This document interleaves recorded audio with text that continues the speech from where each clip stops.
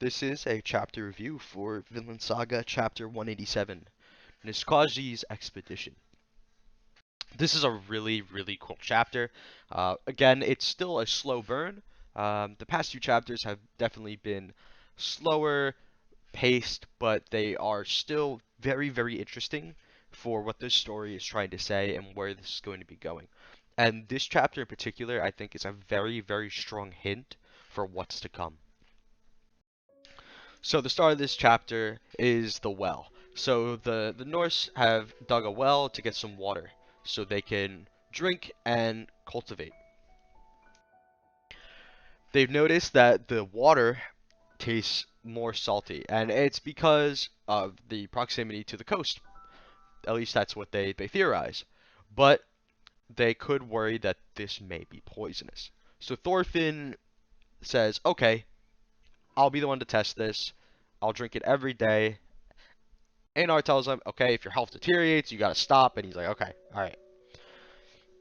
And Bugeyes is like, what do we do if it is poisonous? And Thorfinn brings up the idea of digging a canal. And Bugeye says, this is hard work. That sounds very hard. And he's like, do it, Thorfinn. Drink the poison water. We gotta know. Because he does not want to dig the canal. Before we get to the kind of next section of this chapter, I want to give my thoughts on the kind of the point of this discussion. So this is almost like a kind of, I'd say, symbolism of not wanting to take the harder route. And this is a very important idea to Vinland Saga, that the idea of violence being easier than pacifism, but that you should take that route anyway. I think this could kind of play into that same kind of idea of, like, not wanting to do the harder option, but the harder option may be necessary in order to avoid danger, in order to avoid somebody getting hurt. I don't think this is the most important part of the chapter, but I think it's interesting either way. But this idea of the water maybe being poisonous, I think, is an important thing we need to keep in mind, considering what the rest of the chapter wants to show us. So after this, we have Palmuk and the other group of people coming in, and they step on the crops. And we can see here Thorfinn has learned some phrases, and he's able to greet them. Very cool. It shows that they've started to understand each other a little bit better. And I think it's cool that Palmuk calls him Thorfy. His really cute little nickname there. And we see Palmuk, and this expression's really interesting, because before, when we first saw him and he first entered the settlement with his group, he looked intimidated and intimidating. He looked kind of on guard for the situation. But now you can see he's kind of opened up a little bit, and he looks genuinely like happy to interact with the Norse. But Thorfinn notices, oh no, they're standing on the crops. They're walking across the wheat field. And Yukimura makes sure to point out that this is different from wheat growing technique in Japan. But also, as we pointed out a while ago, and maybe 3 or 4 chapters ago, the natives aren't even familiar with wheat. They don't really know what wheat is. So they don't know that what they're doing will have a negative impact on the pioneers. So they need to open communication immediately to avoid further damage. So Thorfinn asks Bugeyes, do you remember how to say stop? And Bugeyes is like, I don't know how to pronounce that, but Bugeyes knows the word. He figures out the word. So he remembers it. And then Thorfinn and Einar go running off to say, yo, hey, stop. And one of the other pioneers starts talking to Bugeyes. He's like, oh, you seem to really understand, huh? And Bug Eyes is like, oh, it's just greetings, but as a merchant, it's very important to remember 3 or 4 words in foreign languages so you can communicate and trade successfully.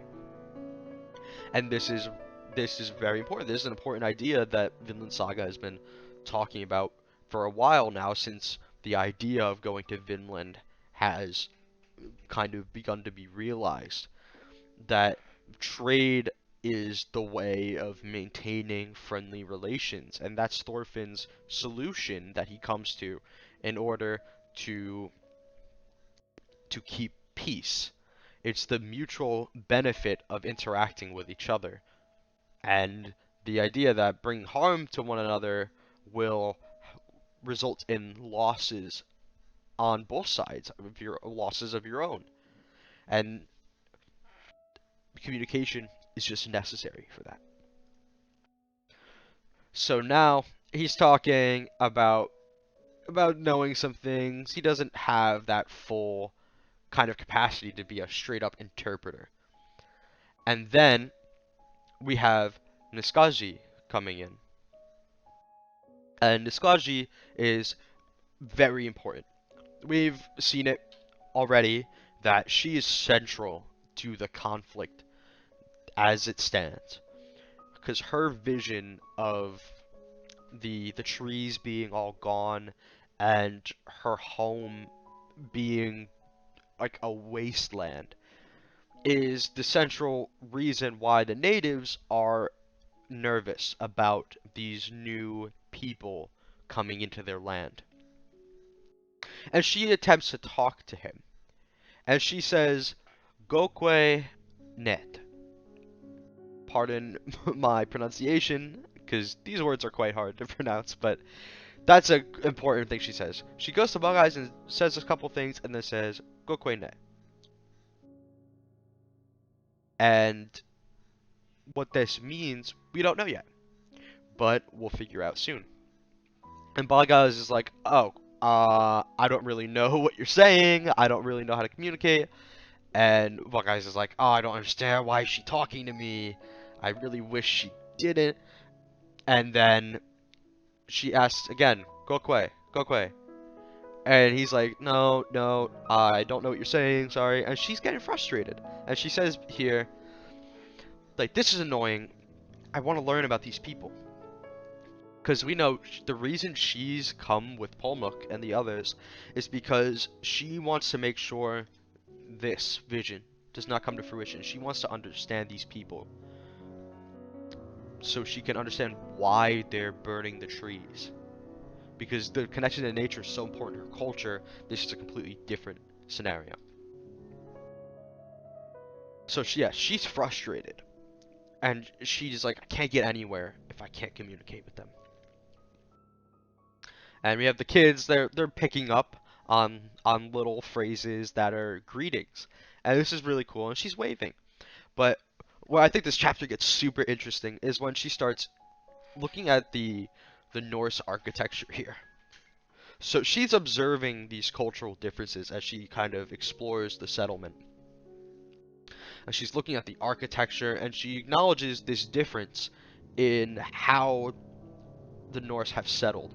Because the Norse have made their kind of settlement as a static location. They are fit to this location. They plan to cultivate this land and harvest.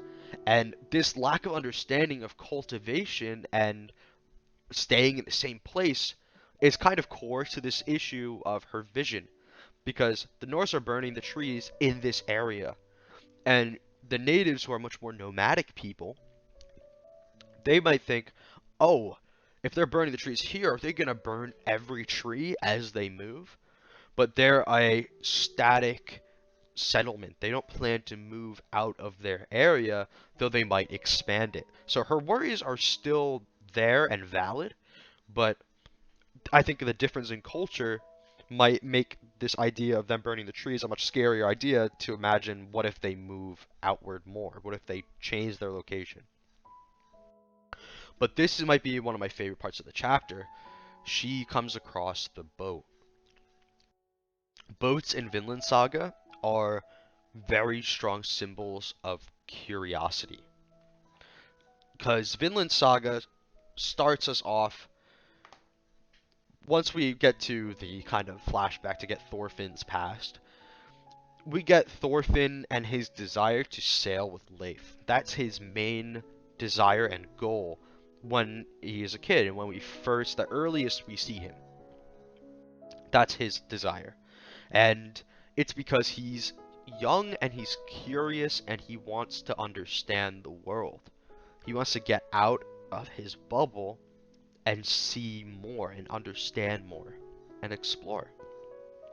So that has made boats in Vinland Saga a very important symbol of just the desire to understand. And that's the exact thing we see with Nisquaji here. She wants to understand. So she approaches the boat, and Yukimura gives plenty of focus to the boat. He wants us to look at it. He wants us to think about, what does the boat mean? And that's exactly what I would see here. I see this being a representation of curiosity. And she's admiring it. She's comparing it once again to her own culture, where the canoes are the main sort of boat that they have, and they just use it to probably stay near the coast and mostly go through the rivers. So this is kind of a core difference of the culture, where this expedition culture that the Vikings have created these ships that are able to go to much harsher waters and cross farther distances. And while observing this kind of difference and coming to understand a little bit better, she gets interrupted by Avar. And this, I believe, is where the kind of main point of this chapter comes in. We've seen before that communication is possible, and that the natives have picked up on some words, and that the pioneers have also picked up on some native words. They're able to communicate if they work together. However, all of that falls apart when you have someone like Avar come in.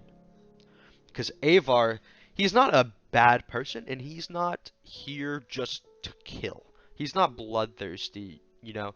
He's here, and he's taking part of this expedition because of the desire to kind of help the people here. Because he does not believe in Thorfinn's ideals, and he believes that eventually conflict will come, and he needs to be there to resolve it in the way that he believes conflict should be resolved, through strength and through the sword.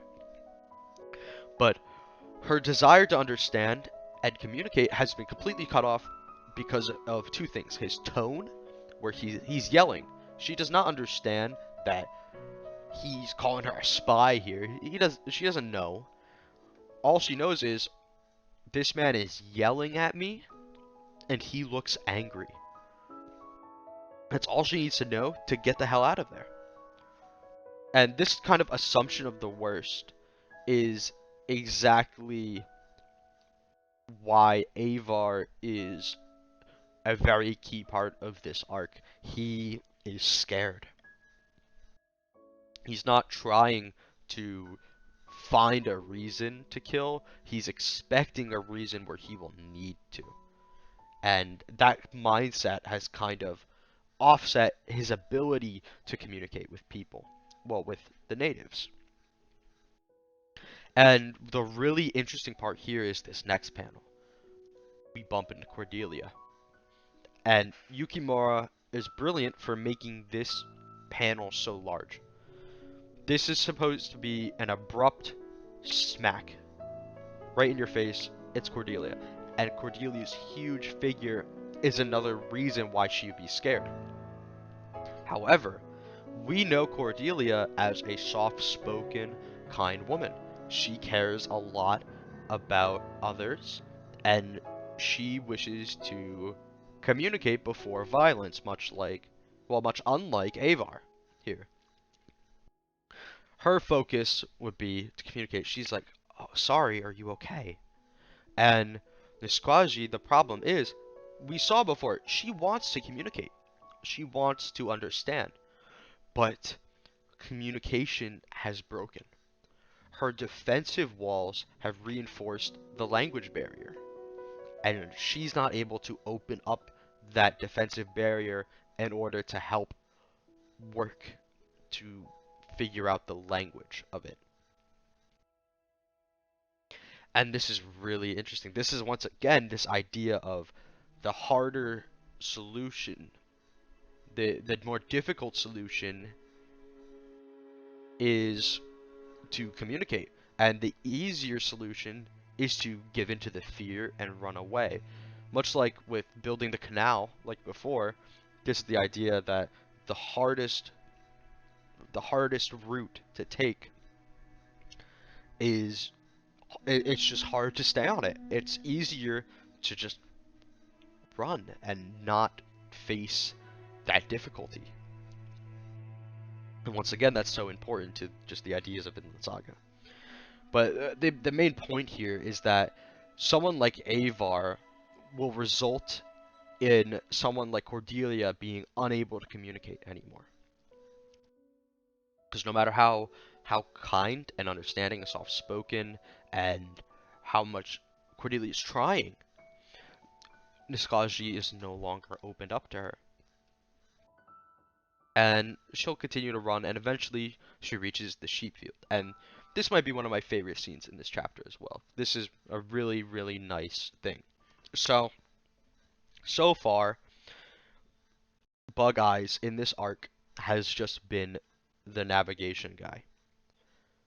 In the previous arcs, like Baltic Sea War, he was just comic relief, and he really wasn't important to the narrative themes, and he didn't really have much going for him. He had some emotional moments, like asking Thorfinn to save Leif and kind of crying, and those are great moments. But he's mostly just used as comic relief. So him being brought back for the Vinland arc after Yukimura provided a plausible reason why he wouldn't be there. Him being brought back shows that there's some reason for it. He's got to be important in some way and have some kind of role. And early in the chapter, we see he says, let's find it, "Don't trust me with anything but the ocean." And this is exactly how we've started to see him ever since he's the one who determined, oh, we're on an island right now. In the chapter, the scariest man, I believe that's what it was called. He's the one who determines it's an island. So it seemed like his kind of archetype has become the navigator, and that's kind of all he's got. But now we have something new for him. His ability to communicate and act as a mediator between the two cultures.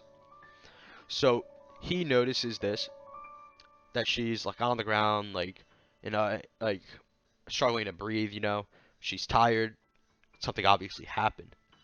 And he's like, "Hey, are you okay? What happened?" And like even the sheep is tackling her, and like she's just going through it right now. But Bug Eyes is like, "Oh, sorry," and she says again, "Gokwe net." And Bug Eyes recognizes it again. It's like, "Hey, you said that at the well, Gokwe," and he's trying to understand. And he puts it together. He says, "That must mean, what's that?" And Nisquazi's like, "What tat?" And Bug Eyes is like, yes, what's that? Repeat after me, what's that?" And she says, "What tat? What's that?" And eventually she reaches, "What's that?" And then she's able to ask and point at the sheep, "What's that?" And he's like, "Sheep, this is a sheep." And she gets it, and she's learning, and she's excited. She's like, I'm able to communicate with these people. This is her first bridge across the gap into the Norse culture.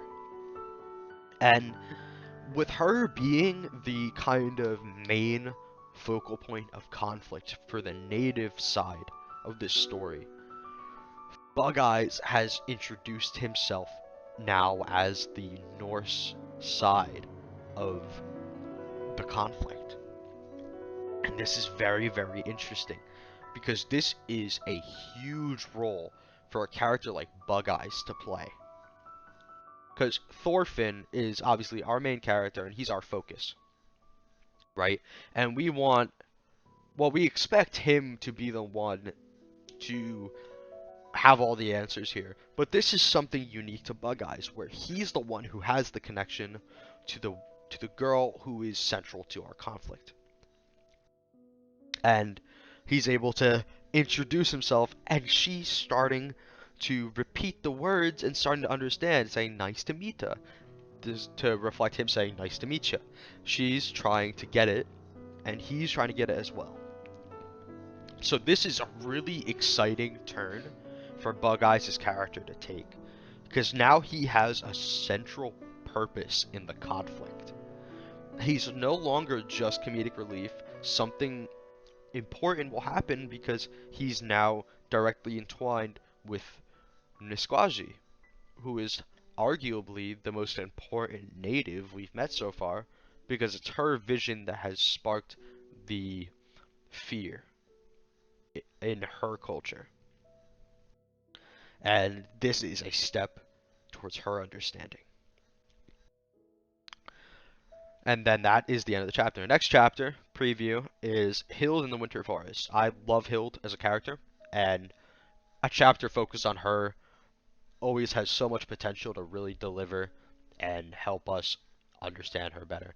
And real quick, this just came to my mind now, but it's Hild in the Winter Forest. If you remember way back when we first met Hild in Norway, it was a conflict between her and Thorfinn in the Winter Forest. I wonder, next chapter, are we going to get Hild and Thorfinn reminiscing, or maybe just Hild at least, thinking back on that conflict and how far they've come? I've been desperate for a Hild focused chapter, and I'm sure many readers have been as well. There's a lot of Hild fans out there who want her to finally take a big step towards forgiveness. So, very exciting ideas for next chapter. But on the note I really want to touch on, this chapter is a really good hint towards what's to come. It's like I said before, we had this interaction here with the natives stepping on the wheat. They don't understand what they're doing is going to damage the Norse in some way. They don't understand that what they're doing has a negative impact. Much like the Norse don't understand that the burning of the trees have a negative impact on the natives and their culture. Like their connection to nature. And then we get the whole situation with Niskaji, where she wants to communicate, and she starts to understand until Avar comes in and creates an intense situation. And this is Yukimura showing us, combined with previous chapters, we've seen that communication's possible. But this is Yukimura showing us this is what happens when the situation gets intense and you don't have the mental capacity and the emotional capacity to patiently solve a puzzle of communication. This is a situation where she cannot risk communicating with him, and you cannot blame her for not wanting to risk it because he looks ready to grab her. You know, he looks ready to assume the worst immediately. She needs to get out. And the most important thing is that we see that someone like Avar can break down communication to the point where she can't even communicate with someone like Cordelia, who's very kind, because all she sees is the big build of Cordelia in front of her. And the tribe, we've seen them talk about Cordelia, they assume Cordelia is the strongest warrior the Norse have. So she is the symbol of their fear and their misunderstanding. because she does look strong, and she is the strongest person there. Physically, she can lift the heaviest things and do the harder labor. But they don't understand her and know that she is a very sweet person and a very kind person. And this is essentially Yukimura saying, look what happens when communication breaks down. And I believe that this is essentially Yukimura giving us a preview of how our eventual conflict will boil over.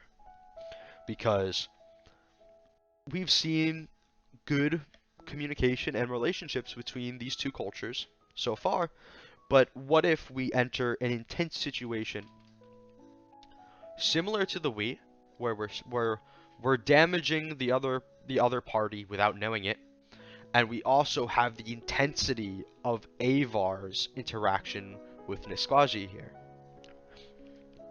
Then we get a situation where we've hurt somebody, we don't know that we've hurt them, and they're reacting negatively and we don't understand why. And we can't open communication again. So that's why I think what's going to happen is that we're going to enter a situation very soon in this arc where communication will not be possible because of the intensity of the situation and because somebody has already gotten hurt. Maybe not physically hurt, but we have done something accidentally that has wronged the other party. I think this is Yukimura showing us exactly how conflict's going to arise. And I'm looking forward to seeing this slow burn of an arc pay off, because so far the build-up has been incredible, and these moments of communication have been very heartwarming, but have shown the potential to fall apart. So that'll do it for my thoughts on 187. This is a great chapter. I love this chapter. I know a lot of people aren't too fond of the slower pace of the Vinland arc so far, but it reminds me a lot of the farm arc in its pacing, and just that combat isn't the conflict that we're focused on, it's the conflict of communication here. Whereas in Farmland, it was the conflict of Thorfinn's self-identity and his ability to find purpose again in life and adhere to his new ideals. And that's what I love about Vinland Saga. So I love this arc, and I'm super excited to see where it goes. Okay, thanks for watching. I'll probably keep doing these. This is my first chapter review. I hope my thoughts were interesting. I always have a lot of thoughts whenever I read a chapter, even if it's a smaller one like this one. So, yeah, if you want to hear more of my thoughts, maybe subscribe and keep watching. Thank you. Bye.